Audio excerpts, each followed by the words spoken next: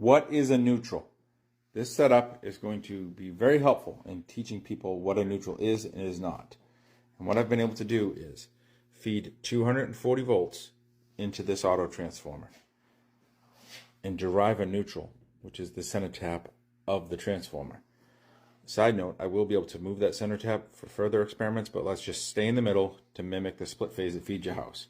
So off of this, I've come with a multi-wire branch circuit. Now again, I am feeding no neutral into this transformer.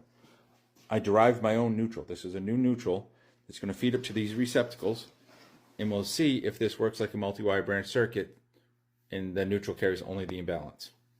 I'm going to do some load testing. But look how old this thing is. This is clearly not as robust as what's on top of the power pole at your house.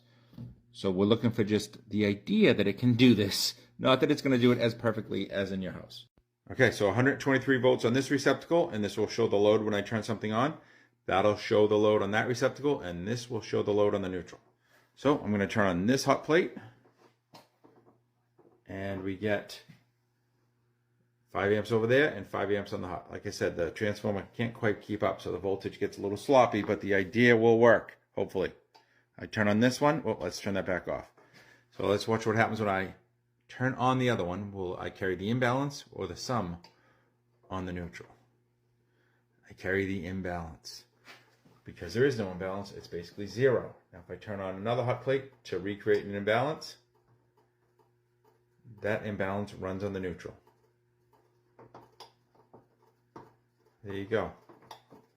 So with only one phase coming out of that transformer, I have my oscilloscope set up to reference my new neutral, and it looks like I have two waves of 180 degrees out of phase.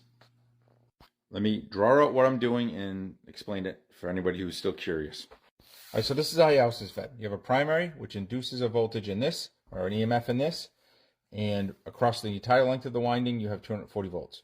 Half gives you 120, half gives you 120.